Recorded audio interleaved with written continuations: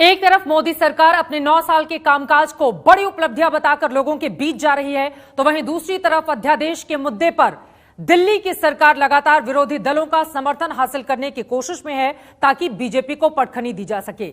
और इसी पर बातचीत करने के लिए इस वक्त हमारे साथ बेहद खास मेहमान आम आदमी पार्टी के सांसद संजय सिंह जी हमारे साथ जुड़ चुके हैं। लगातार सरकार पर आप हमलावर भी रहते हैं, आपका बहुत स्वागत है संजय सिंह जी आज तक पर। मेरा सीधा सा सवाल है, अध्यादेश के मुद्दे पर विपक्षी दलों का समर्थन हासिल करके क्या यह अध्यादेश विरोधी दलों की धुरी बन पाएगा? अब तक कितनी कामयाबी मिल पाई है इस बाबत आप लोगों को? देखिए चित्रा जी, ये अध्यादेश किन परिस्थितियों में आया ये जानना आपके दर्शकों के लिए और इस देश के लिए बहुत महत्वपूर्ण है। एक आदेश पहले भी माननीय सर्वोच्च न्यायालय का हुआ जिसमें यह कहा गया कि दिल्ली की चुनी हुई सरकार एलजी के ऊपर है और दिल्ली की चुनी हुई सरकार दिल्ली की व्यवस्थाओं को 3 विषय को छोड़कर चलाएगी। उसमें सर्विसेज का एक मामला अटका रहा, फिर लंबे समय तक वो मामला सुप्रीम कोर्ट में चला और 5 जजों की खंडपीठ ने 5 जजों की संविधान पीठ ने फैसला दिया कि 3 विषयों को छोड़कर दिल्ली की चुनी हुई सरकार को सारे अधिकार होंगे। सभी विभागों के ट्रांसफर पोस्टिंग का अधिकार दिल्ली की चुनी हुई सरकार और मुख्यमंत्री अरविंद केजरीवाल उनके मंत्रियों को होंगे। आप सोचिए कि माननीय सर्वोच्च न्यायालय का 5-0 से फैसला आता है, 8 दिन भी नहीं बीतता और अचानक एक अध्यादेश आता है और उस पूरे सुप्रीम कोर्ट के फैसले को पलट दिया जाता है।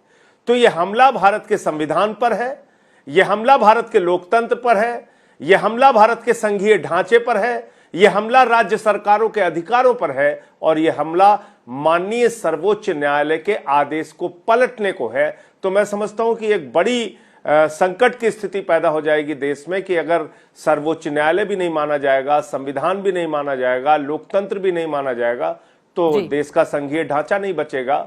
और इसलिए अब तक जितने भी राजनीतिक दलों से हम लोगों ने संपर्क किया है, अब तक लगभग 9 राजनीतिक दलों से और उनके नेताओं से संपर्क किया है, जिनमें कई मुख्यमंत्री भी शामिल हैं, उन सब ने एक स्वर में इस अध्यादेश का विरोध करने की बात कही है और इसको लोकतंत्र विरोधी, संविधान विरोधी और संघीय ढांचे के विरोध में बताया है। कुछ तस्वीरें भी हम दिखा रहे हैं, आपने देखा कि किस तरह से तेलंगाना के सीएम से जब आप लोगों की मुलाकात हो रही थी, ममता बनर्जी से जाकर बंगाल का समर्थन आप लोगों की ओर से हासिल किया गया, एमके स्टालिन से भी हाल ही में मुलाकात हुई है और झारखंड के मुख्यमंत्री से भी। अलग अलग क्षेत्रीय दलों का समर्थन तो आम आदमी पार्टी को मिल रहा है, लेकिन आप ही की तरह जो राष्ट्रीय पार्टी है, चूंकि अब आप भी राष्ट्रीय पार्टी हैं, कांग्रेस पार्टी सबसे पुरानी इस देश की पार्टी, उसका समर्थन अब तक आम आदमी पार्टी को क्यों हासिल नहीं हो सका है?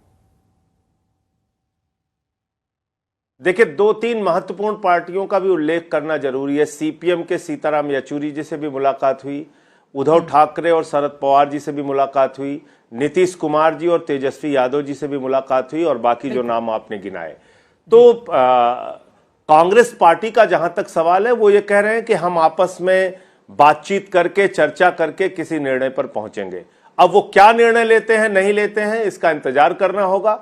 हाँ, ये जरूर है कि इस वक्त कांग्रेस पार्टी को यह तय करना होगा कि वो भारत के संविधान और संघीय ढांचे के पक्ष में है, भारत के सुप्रीम कोर्ट और लोकतंत्र के पक्ष में है या नहीं है। ये जब उनका फैसला आधिकारिक रूप से सामने आ जाएगा तो देश को पता चलेगा। अभी इस पर कोई टिप्पणी करना थोड़ा जल्दबाजी होगी, लेकिन बाकी राजनीतिक दलों का खुलेआम उन्होंने मीडिया के सामने आके समर्थन दिया, ये आपने देखा।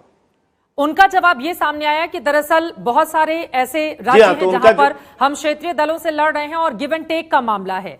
हालांकि उन्होंने सीधे तौर पर आम आदमी पार्टी को समर्थन देने या नहीं देने को लेकर कोई बात नहीं कही। क्या आपको लग रहा है कि फैसला हो सकता है आगे? नहीं, मैं इसीलिए कह रहा हूं चित्रा जी, उसके ऊपर जब कोई आधिकारिक बयान आएगा तो उसका हमें इंतजार करना चाहिए। लेकिन मैं एक बात जरूर कहना चाहूंगा कि जब मसला भारत के कॉन्स्टिट्यूशन को बचाने का हो, जब मसला भारत के फेडरल स्ट्रक्चर को बचाने का हो, उस वक्त गिव एंड टेक की बात नहीं होनी चाहिए। हां, जब आप चुनावी गठबंधन में जाते हैं उस समय जरूर गिव एंड टेक की बात होती है कि कितनी सीटें आप हमको देंगे, कितनी सीटें हम आपको देंगे, वो तो एक अलग विषय है। लेकिन जब आप ऐसे मसलों पर जो डेमोक्रेसी के लिए इंपॉर्टेंट है और भारत दुनिया का सबसे बड़ा लोकतंत्र है, उसके पक्ष में अगर कांग्रेस पार्टी है तो कम से कम अध्यादेश के विषय पर गिव एंड टेक जैसी कोई बात नहीं होनी चाहिए। बाकी आप दूसरे मसलों पर राजनीति कर सकते हैं, एक दूसरे दलों से अलग अलग स्टेट के अंदर आप लड़ रहे हैं, वो एक अलग राजनीति का हिस्सा है, उस पर अलग से बातचीत हो सकती है। लेकिन कम से कम इस मसले पर, इस काले अध्यादेश के मसले पर कतई किसी भी हिसाब से गिव एंड टेक की बात नहीं होनी चाहिए। कांग्रेस आला कमान के लिए संजय जी, दरअसल दुविधा की स्थिति यह हो गई है कि कई राज्यों में आम आदमी पार्टी के खिलाफ आवाजें मुखर होने लगी हैं, जिनमें से दिल्ली भी प्रमुख है। जो कांग्रेस पार्टी के नेता हैं, कई ऐसे लोग हैं जिन्होंने आम आदमी पार्टी को समर्थन नहीं देने की बात कही है और उन्होंने बिल्कुल इनकार कर दिया कि आपको किसी भी हाल में समर्थन नहीं देना चाहिए। देखिए चित्रा जी, आपने बहुत सही प्रश्न उठाया, लेकिन आप याद कीजिए कि जब राष्ट्रपति के चुनाव में मीरा कुमारी जी को कैंडिडेट बनाया था कांग्रेस पार्टी ने, हमने बिना शर्त कांग्रेस पार्टी को उस वक्त समर्थन दिया। जब Margaret Alva ji Congress party की उपराष्ट्रपति पद के लिए उम्मीदवार हुई, हमने बिना शर्त उनकी पार्टी को समर्थन दिया। जब कोई भी राष्ट्रीय किसान आंदोलन आप देख लीजिए, उस वक्त जब ये तीनों काला कानून आया था, उस समय पूरी तरह से कांग्रेस के साथ, पूरी विपक्षी पार्टियों के साथ आम आदमी पार्टी, और आप तो जानती हैं कि मैं उस वक्त सस्पेंड भी हुआ था, हम लोग खड़े रहे। ऐसे तमाम विषय उठाकर अगर आप देखेंगी तो जब भी कोई अंतर्राष्ट्रीय राष्ट्रीय मुद्दा आया, जब भी कोई देश के ऊपर संकट का मुद्दा आया, अडानी पर जेपीसी की मांग की बात आई, अडानी के घोटाले पर जेपीसी बनाने की मांग को लेकर लगातार पूरे विपक्ष के साथ आम आदमी पार्टी खड़ी रही, कांग्रेस पार्टी के साथ खड़ी रही। तो आप राज्य की इकाइयों से निश्चित रूप से राय लीजिए, मैं उस पर कोई आपको कोई राय देने वाला व्यक्ति नहीं हूं, आपका वो अधिकार है, आपकी वो पार्टी है। लेकिन जब मसला राष्ट्रीय मुद्दों का हो, उस वक्त तो राष्ट्रीय नेतृत्व को ही तय करना पड़ता है कि हम कॉन्स्टिट्यूशन के मुद्दे पर, सुप्रीम कोर्ट के मुद्दे पर, हम देश के संघीय ढांचे के मुद्दे पर, हम राज्य सरकारों के अधिकारों के मुद्दे पर क्या स्टैंड लेंगे। ये आप राज्य इकाइयों से बातचीत करके नहीं तय कर सकते हैं, इसके लिए तो राष्ट्रीय नेतृत्व को ही आगे बढ़कर फैसला लेना चाहिए। लेकिन उन्होंने एक पद्धति अपनाई है कि वो अपने राज्य इकाइयों से राय ले रहे हैं, तो हमें उनके फैसले का इंतजार करना चाहिए। मैं तो सिर्फ इतना ही कह सकता हूं। संजय जी, 2024 का चुनाव कांग्रेस पार्टी के लिए बेहद महत्वपूर्ण है, बाकी भी सभी दलों के लिए, आप लोगों के लिए भी। चूंकि 2024 के मद्देनजर विपक्षी एकता की लगातार उसकी ओर से कोशिशें की जा रही हैं। अगर वो अध्यादेश के मुद्दे पर आपके साथ खड़ी रहती है, फिर तमाम राज्यों में वो चाहेगी कि आम आदमी पार्टी कांग्रेस पार्टी के उम्मीदवारों का समर्थन करे जो चुनावी मैदान में जाएंगे। ऐसे में क्या पंजाब, हरियाणा में भी आप लोग पूरा जोर लगा रहे हैं, राजधानी दिल्ली की भी बात होगी, बाकी जगहों पर क्या कांग्रेस पार्टी के लिए आम आदमी पार्टी सीटें छोड़ने के लिए, उनका समर्थन देने के लिए तैयार रहेगी? ये बात तो अभी से सोचना पड़ेगा, क्योंकि एक साल से भी कम का वक्त बचा हुआ है 2024 के इलेक्शन में। देखिए, मुख्यमंत्री अरविंद केजरीवाल जी ने स्पष्ट किया इस बात को कि अगर इस अध्यादेश को हम राज्यसभा में गिरा देते हैं तो ये 2024 का सेमीफाइनल होगा। ये एक विश्वास विपक्षी दलों में पैदा होगा और देश के लोगों में पैदा होगा कि हां, हम 2024 में भारतीय जनता पार्टी और मोदी सरकार को हरा सकते हैं। तो इसकी शुरुआत करनी है इस अध्यादेश के माध्यम से, इसको राज्यसभा में गिराकर, और इसमें अगर कांग्रेस पार्टी साथ में खड़ी होती है तो उसके बाद का रास्ता आगे खुलेगा। लेकिन जहां तक चुनावी गठबंधन की बात है, अभी तो उस दिशा में ना कोई बात शुरू हुई है, ना उस पर मैं कोई टिप्पणी कर सकता हूं। आज की तारीख में जो राजनीतिक दलों से हमारी मुलाकात है, दिल्ली के मुख्यमंत्री अरविंद केजरीवाल जी और भगवंत मान जी की जो पिछले दिनों मुलाकात हुई, वो सिर्फ और सिर्फ अध्यादेश के मसले पर हुई। और चुनाव में कैसे जाएंगे, कैसे चुनाव लड़ेंगे नहीं लड़ेंगे, इस पर कोई टिप्पणी करना अभी मेरे लिए संभव नहीं है, क्योंकि इस दिशा में कोई बातचीत नहीं हुई है। आपके साथ ही हम नीतीश कुमार और अरविंद केजरीवाल की तस्वीरें भी दिखा रहे थे जब मुख्यमंत्री ने जाकर उनका समर्थन हासिल किया था। ये तस्वीरें भी अहम है। 12 जून को बिहार में विपक्षी दलों की बड़ी बैठक होने जा रही है। नीतीश कुमार ने भी लगातार आप लोगों से मुलाकात की है, तो वो तो इसी कोशिश में है कि कांग्रेस के साथ ही साथ तमाम क्षेत्रीय दल, राष्ट्रीय पार्टियां आप जैसी वो साथ हैं और बीजेपी के खिलाफ मोर्चा बन सके। तो 12 जून को इस बाबत आप लोगों को भी जवाब देना पड़ेगा, अगर आप उसमें शिरकत करते हैं तो, कि क्या कांग्रेस पार्टी के साथ 2024 के इलेक्शन में आम आदमी पार्टी खड़ी रहेगी? देखिए, 12 जून की मीटिंग का क्या एजेंडा तय होता है, वो जब पूरी तस्वीर सामने आएगी तो उससे पता चलेगा। लेकिन नीतीश कुमार जी और अरविंद केजरीवाल जी की जो मुलाकात हुई थी, जिसमें तेजस्वी यादव जी भी थे, उस मीटिंग में मैं भी मौजूद था, तो उसके बारे में मैं आपको बता देता हूं कि अध्यादेश को लेकर बहुत स्पष्ट बातचीत हुई थी और नीतीश कुमार जी ने ये आश्वस्त भी किया था कि वो कांग्रेस पार्टी को और दूसरे दलों को भी इस अध्यादेश के मुद्दे पर साथ में लाएंगे और उन्होंने कांग्रेस पार्टी से इस बाबत बातचीत भी की है। तो उसका नतीजा क्या निकलता है, क्या चीजें सामने आती है, इसके लिए तो थोड़ा इंतजार करना पड़ेगा, क्योंकि कांग्रेस ने कहा है कि वो अभी आपस में राय और चर्चा कर रहे हैं। लेकिन नीतीश कुमार जी से जो अरविंद जी की मुलाकात हुई थी, उसमें अध्यादेश के मुद्दे को लेकर एक स्पष्ट राय उनकी तरफ से बनी थी और हमारी तरफ से बनी थी कि इस मुद्दे पर सबको एकजुट करना है। इसी अध्यादेश से जुड़ा हुआ एक आखिरी सवाल, फिर मैं बाकी मुद्दों पर आऊंगी। अगर कांग्रेस पार्टी अध्यादेश के मामले में आम आदमी पार्टी का समर्थन नहीं करती है तो फिर आगे क्या? तब तो आप लोगों के लिए मुश्किलें खड़ी हो जाएंगी।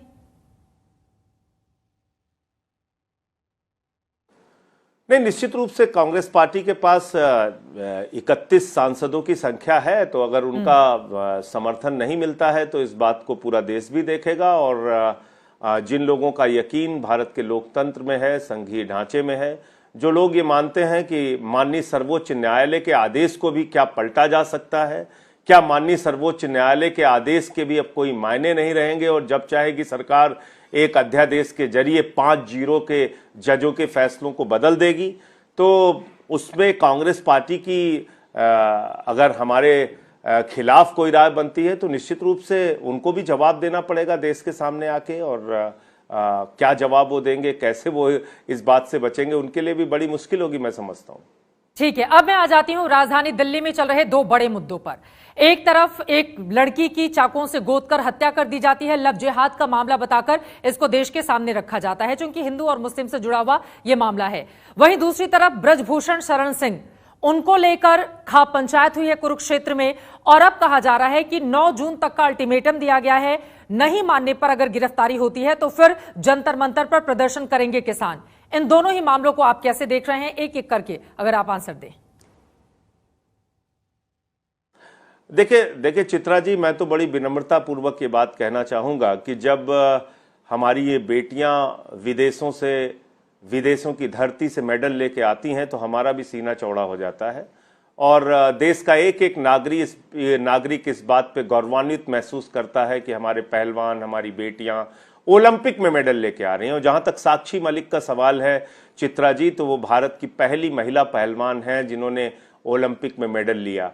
तो ये हम सब के लिए बहुत दुख की बात है कि आज वो पहलवान अपना मेडल गंगा में प्रवाहित करने के बारे में सोच रहे हैं। अगर वो अपना मेडल गंगा में प्रवाहित कर देते तो हम समझते हैं कि ये भारत की सरकार के ऊपर भी और हम सब के लिए एक बहुत दुखद क्षण होता और भारत की सरकार के लिए तो बहुत जोरदार तमाचा होता, मैं ऐसा मानता हूं।